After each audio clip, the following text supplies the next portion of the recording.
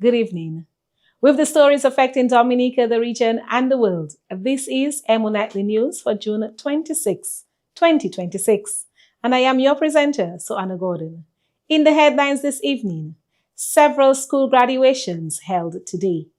Roosevelt Douglas Primary boasts successful Grade 6 assessment results.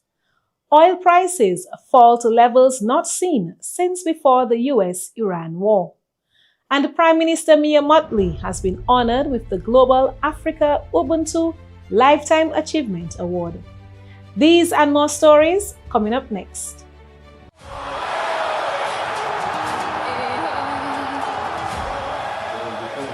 Coming up on the outside.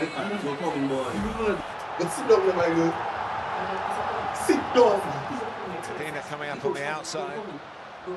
Look it.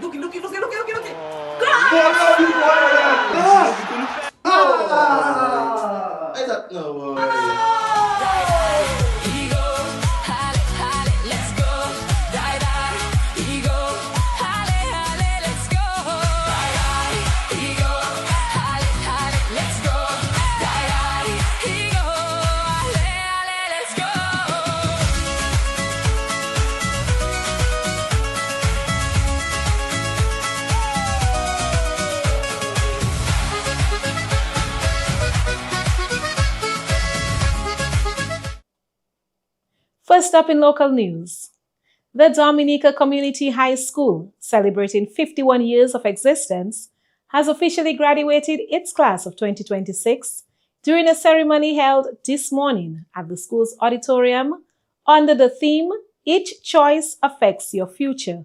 Own each moment and plan with purpose. The event featured inspiring speeches, musical performances, and the presentation of certificates and awards. Reverend Dr. Keith B. Lewis, one of the first graduates of the institution, proudly delivered the opening prayer. Principal Mrs. Deborah Joseph reflected on the achievements of the graduating class and encouraged students to make wise choices, especially in the selection of their friends and in how they use their time. As you move on, apply the knowledge and skills that you have acquired at the secondary school level. Remember, the choices that you make affect your future. Make wise choices and be intentional about how and with whom you spend each moment.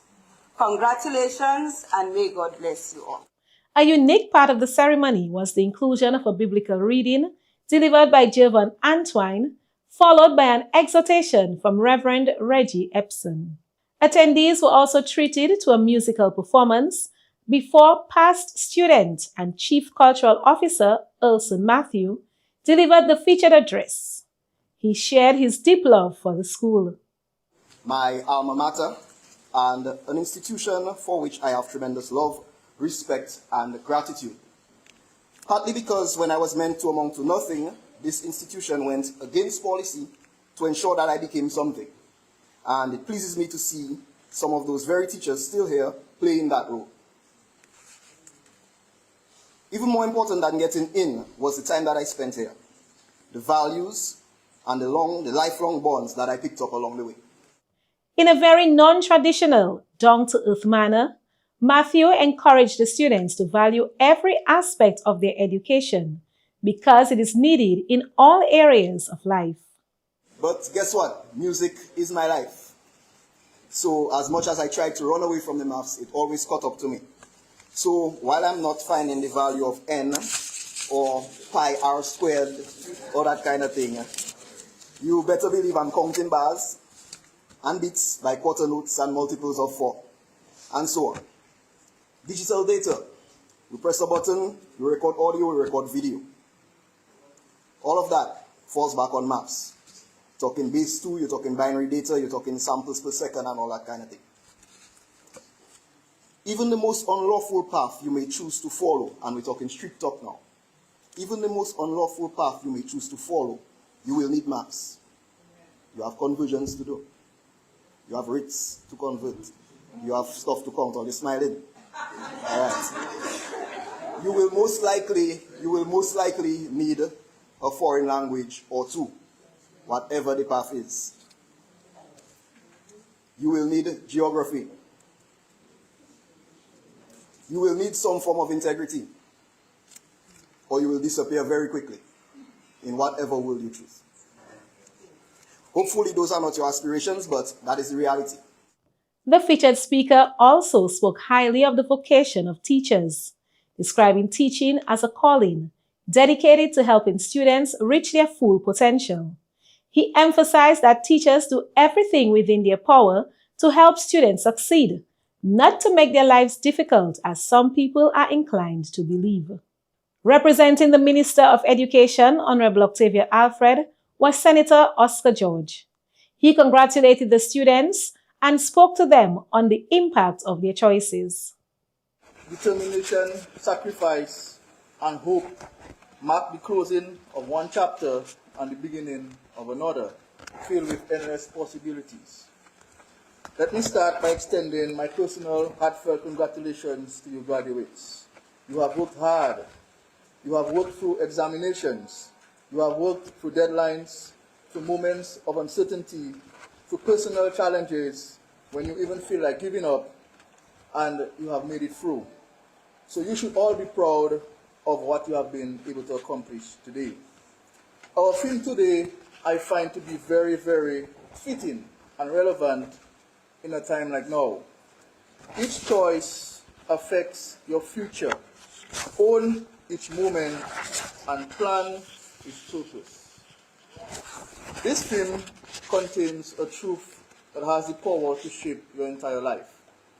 Graduates, bear in mind that your future will be determined by the hundreds and even thousands of decisions and choices that you make every single day. Awards and prizes were then presented to outstanding students, followed by a reflection on the graduates' high school journey by Student of the Year, Stefan Laville. We face challenges and demanding academic responsibilities, particularly as we work to complete our final assignments and prepare for our CXC examinations. Despite the obstacles, we persevered, supported by a shared determination to succeed. There were also many days when we fooled around, played too much, and submitted meager work. During those times, our teachers were furious with us and told us to grow up and to be serious. The graduating class performed Heart of a Champion before receiving presentations from fellow school leavers, the Dominica Cooperative Societies League Limited, and the class of 1996. The Dominica Community High School class of 2026 now embark on a new journey, carrying with them the lessons, friendships, and memories built throughout their years of secondary education. Congratulations to all the graduates. In other graduation news, the Arthur Waldron Seventh-day Adventist School in Portsmouth on Tuesday graduated 39 students, 9 of whom graduated with honors and 13 with distinction. The valedictorian was Caleb Warrington of Savampai, and the salutatorian was Malia Bertrand of Dublin, who was also named Student of the Year. We congratulate the Arthur Waldron Seventh-day Adventist School class of 2026. While we celebrate the achievements of the older graduates, we also take time to recognize the youngest ones. We are proud to congratulate the Word Revival Preschool class of 2026. They shone in all their cuteness this morning at their graduation ceremony, held under the theme, Every Child Must Succeed. Here are some of the highlights of the graduation ceremony. The joy of the Lord is my strength. The joy of the Lord is my strength. The joy of the Lord is my strength. The joy of the Lord is my share. Little water and I thirst no more. He gave me in the water and I thirst no more. He gave me in the water and I thirst no more. Oh, the joy of the Lord is my strength. Read the Bible, forget to pray, forget to pray, forget to pray. Don't read the Bible, forget to pray, and you shrink, and you shrink, and you shrink.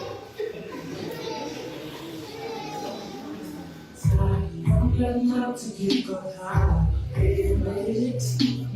I'm the world's greatest, and I'm that little bit of hope. My back's against the walls, I can feel it. I'm the world's greatest.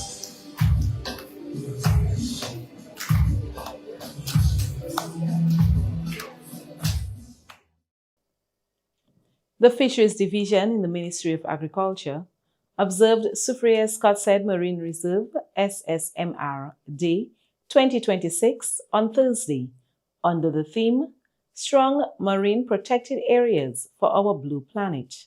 The annual observance aimed to raise awareness of Dominica's marine resources and promote public participation in their protection and sustainable management. The event was organized by the Fisheries Division and the Local Area Management Authority, LAMA, with support from water sports operators and other community stakeholders. According to the Fisheries Division, SSMR Day highlights the importance of strong marine protected areas in conserving biodiversity, supporting livelihoods, and building resilience to environmental challenges. The Ministry of Agriculture continues to make progress in addressing the challenge posed by the giant African snail, one of the world's most invasive agricultural pests. Technical teams are actively working with farmers across the island to identify and test practical, affordable, and environmentally friendly solutions that can be easily adopted at the farm level. One promising approach currently being explored is the bucket trap methodology, which is showing encouraging results as a simple and cost-effective tool for monitoring and reducing snail populations. The ministry encourages farmers and the public to remain vigilant, report sightings, and continue implementing recommended management practices. Contact the Division of Agriculture, Plant Protection and Quarantine Unit at 266-3807 or 266-3271 for any information and to report snail sightings. Finally, in local news this evening, a total of 37 students from the Roosevelt Douglas Primary School successfully sat the Grade 6 National Assessment this year. The school recorded an outstanding performance, securing 9 scholarships and 8 bursaries, an achievement that reflects the dedication and hard work of both students and staff. It is also noteworthy that 2 students attained all A's, demonstrating exceptional academic excellence. Additionally, this year's top performer of the Roosevelt Douglas Primary School is a male, a commendable accomplishment that highlights the continued strength and promise of our male students. Here is Principal Mr. Michael Pierre. We extend sincere congratulations to all our students for their outstanding performance at the GSAT exams. We express heartfelt gratitude to all the teachers who have worked diligently with these students from kindergarten through grade 6. Their commitment, consistency, and hard work have truly borne fruit. Special recognition is extended to the grade 6 teachers, Mrs. Gemma Andre and Mrs. Taifia Lura, who went the extra mile in preparing the students for the examinations by sacrificing their mornings and afternoons giving extra lessons. Their dedication, their guidance, and sacrifice played a pivotal role in these excellent results. We also acknowledge the invaluable support of our parents. This success could not have been achieved without your collaboration and encouragement.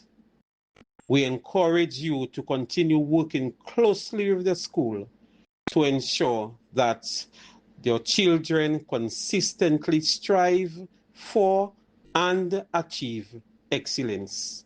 Thank you. And that's all for local news. We turn our attention to regional news.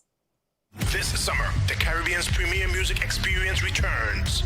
Welcome to the 28th edition of the St. Kitts Music Festival, featuring the incredible Kilani, Fantasia, Beres Hammond, Luciano, Soca King Marshall Montano, Soca Sensation Voice, and Vaughn. Dancehall giant Movado, Idonia, and the new wave, Valiant. Also featuring Massacre, Cranium, Taurus Riley, Steel Pulse, Dean Fraser and the Black Soil Band, Shanil Mir, Diani, Rodney Tatat, and Zoo. The legendary New Vibes Band International, Brandon and ASAP Band, Shelly and Signal Band, plus Edwin Yearwood and Crossfire, Rukas HE, and Garlic and the Upper Level Band. June 25th to June 27th, Warner Park Cricket Stadium, St. Kitts. Get your tickets now at stkittsmusicfestival.com. The St. Kitts Music Festival, where music meets paradise.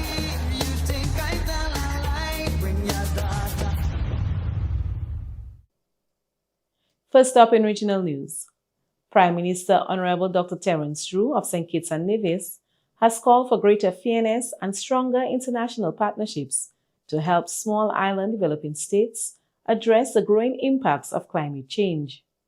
Speaking at the Berlin Climate Mobility Forum in Germany, Dr. Drew told fellow world leaders that climate change is already affecting the people, communities, livelihoods, and way of life in St. Kitts and Nevis, despite the country contributing very little to global emissions.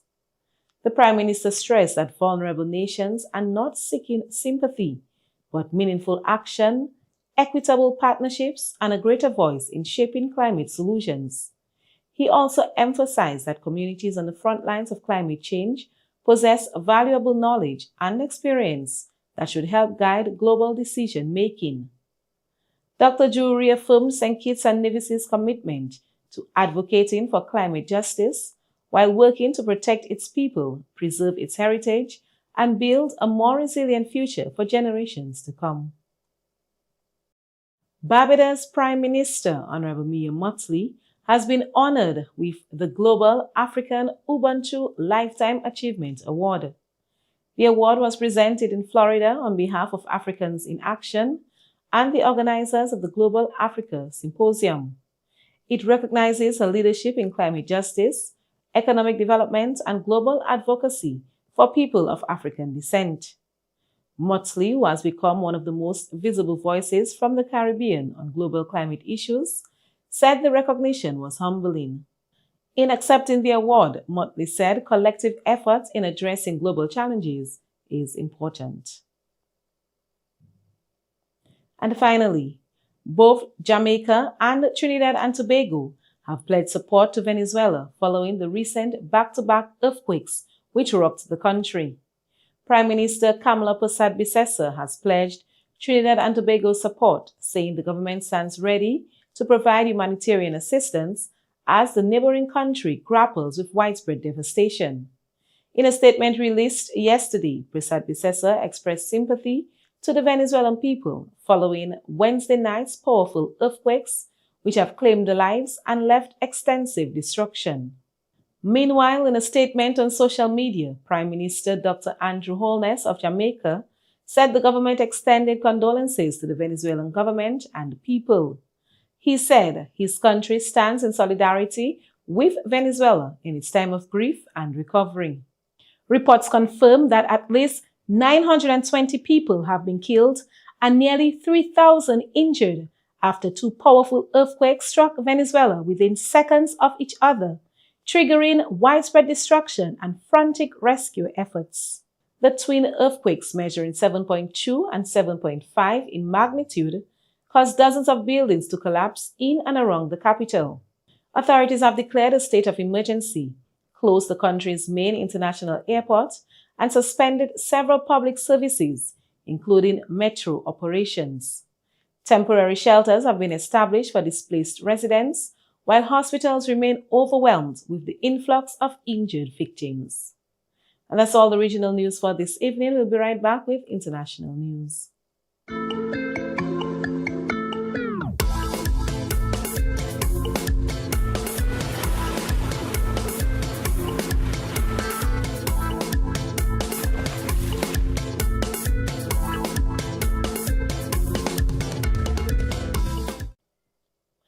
Internationally, two bipartisan U.S. senators have introduced the Military Sexual Trauma Accountability Act, which will allow service members to sue the military over sexual assault, harassment, and related misconduct. The bill, sponsored by Senators Jean Shahan and John Kennedy, would cover cases including rape, sexual assault, sexual harassment, and the wrongful distribution of intimate images. A Congressional Budget Office estimates suggest up to 120,000 successful claims could be filed within the first decade, highlighting the scale of the issue. The proposal follows a high-profile case at Fort Hood involving an Army gynecologist accused of sexually abusing patients. It would allow lawsuits if the military failed to prevent or properly investigate misconduct. Current law, based on a 1950 Supreme Court ruling, generally bars service members from suing the military over service-related injuries. However, Congress created an exception in 2019 through the SFC Richard Stiskel Military Medical Accountability Act, allowing claims for medical malpractice. The U.S. Supreme Court has ruled 6-3 that the Trump administration can strip protected status from hundreds of thousands of Haitian and Syrian migrants, which has allowed them to stay in the U.S. for years. Thursday's ruling overturned earlier decisions by federal judges. Temporary protected status, TPS, is granted by the government to foreign-born individuals whose home countries are unable to accommodate them due to war, natural disasters, or other catastrophic events. 350,000 people from Haiti have temporary protected status. The number for Syria is 6,100. The U.S. first provided TPS to Haitians after a major earthquake in 2010 and to Syrians after their country descended into civil war in 2012. In a separate ruling, the court has ruled that migrants arriving at the U.S.-Mexico border are not entitled to apply for asylum until they set foot in the country. And in more U.S.-related news, the Senate voted 50-48 to pass a bipartisan resolution directing President Donald Trump to withdraw U.S. forces from the Iran conflict. 4 Republicans joined Democrats in support, while 1 Democrat voted against it. Trump dismissed the vote as meaningless, while the White House argued it has no legal effect because the ceasefire has already ended hostilities. And in related news, the White House has asked Congress to approve $87.6 billion, largely for urgent needs tied to the U.S. war on Iran, with $67 billion earmarked for the Department of Defense. The request includes $21 billion for munitions, $17.3 billion for operational costs, and $12.1 billion for classified programs. It also asks for about $300 million to bolster security at U.S. embassies and diplomatic outposts in the Middle East and South Asia, after some of them came under attack earlier in the war. The other requested money would be for unrelated measures, including $11 billion for U.S. farmers and $1.4 billion to tackle the Ebola outbreak in Central Africa. Washington and Tehran are currently observing a ceasefire in the war, but the White House Budget Office letter notes that the Pentagon needs to rebuild stocks after its military strikes. And finally, on the international scene, The price of oil has fallen to levels not seen since before the Iran war, as traffic through the key Strait of Hormuz shipping route gradually resumes. Global benchmark Brent crude briefly fell below US $72.48 a barrel, the price recorded on February 27, the day before the US and Israel launched attacks on Iran. It later edged up to US $72.63. Energy prices have been on a wild ride since Iran responded to the strikes by effectively closing the strait. But costs have been moving sharply lower since the US and Iran signed a memorandum of understanding to end the war on June 17th. The average price of regular gasoline in the US has dropped to around $3.93 a gallon, after reaching $4 a gallon in April, its highest since 2022. It's still well above pre-war levels, and US President Donald Trump on Wednesday ordered an investigation into major energy companies, which he said were not reducing their prices. And that's all the international news for this evening. We'll be right back with sports. From 5 numbers to financial freedom, who will be the first Match 5 winner? Match 5, Dominica wins.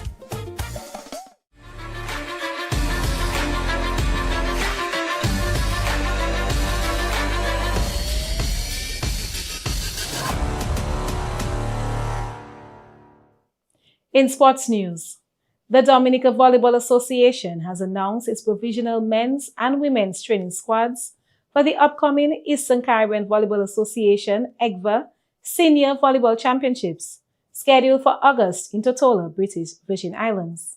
The men's team will be looking to build on consecutive podium finishes in 2024 and 2025 as they chase gold, while the women's team returns to regional competition after several years away, aiming to make a strong statement. Over the coming weeks, athletes will compete for places on the final traveling squads as preparations continue. The association is encouraging the public to support the teams as they prepare to represent Dominica on the regional stage. Finally, in sports news, tough luck for the West Indies women's team as they suffered their first defeat at this year's ICC Women's T20 World Cup on Wednesday, going down by 38 runs to host England at Lord's. England made 187 for 7 of their 20 overs after being asked to bat. Danny Wyatt-Hodge played a blistering knock with 65 from 42 balls, and Heather Knight scored 43 from 26 balls. Ashmini Munisa, 2 for 42, led the Windies bowling. In reply, the Caribbean outfit lost the heart of the top order cheaply and eventually made 148 for 5, despite a gallant effort from Chanel Henry, who made an unbeaten 51 from 30 deliveries. With the win, England booked their spot to the semi-finals, while the West Indies must wait until Saturday when they play Ireland to know if they are through to the last 4. And of course, we wish the West Indies squad best of luck as we want them in that last 4. That's all the sports for this evening. We turn to the weather report.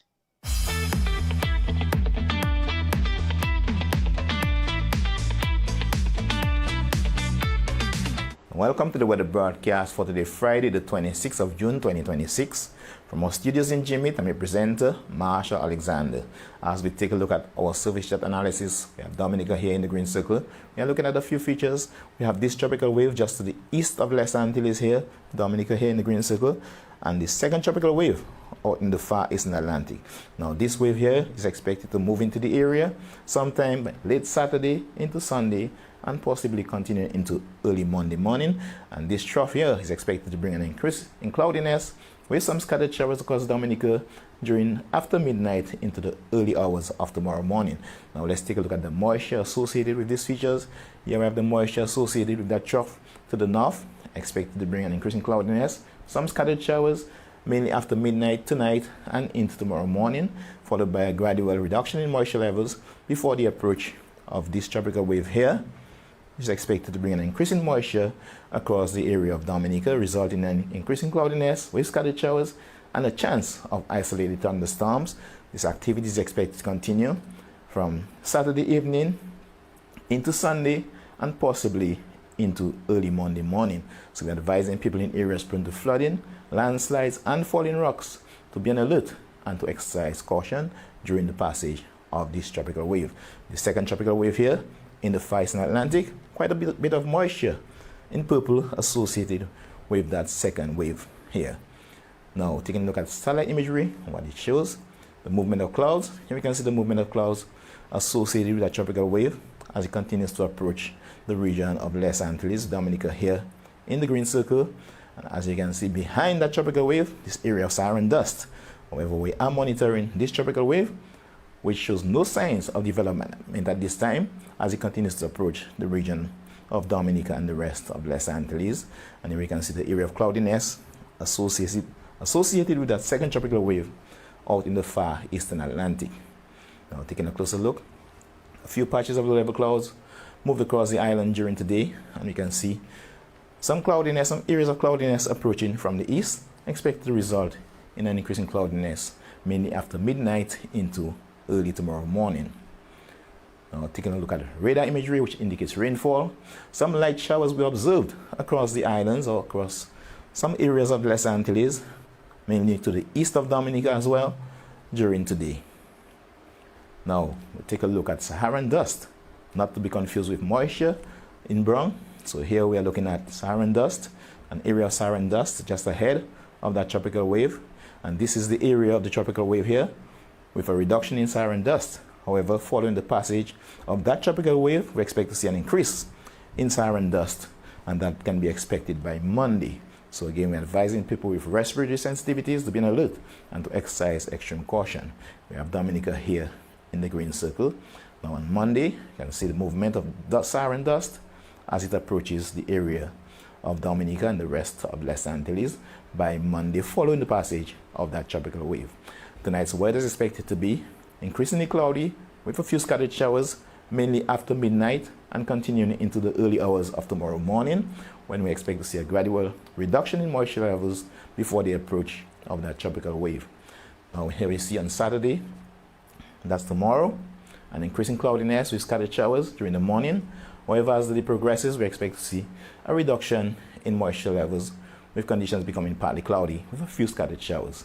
However, as we move into late Saturday into Sunday, we expect to see an increasing cloudiness again due to the approach of that tropical wave with scattered showers and possible isolated thunderstorms. So we're advising people in areas prone to flooding, landslides, and falling rocks to be on alert and to exercise caution. Not much of concern for sea conditions during the 3 days. However, by Monday, we can expect to see an increase in shower activity mainly during the morning period.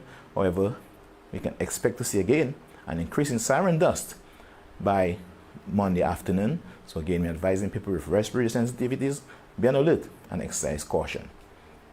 Sunrise tomorrow will be at 5:47 a.m. and sunset will be at 6:40 p.m. High tide tomorrow will be at 1:01 a.m. and 3:07 p.m.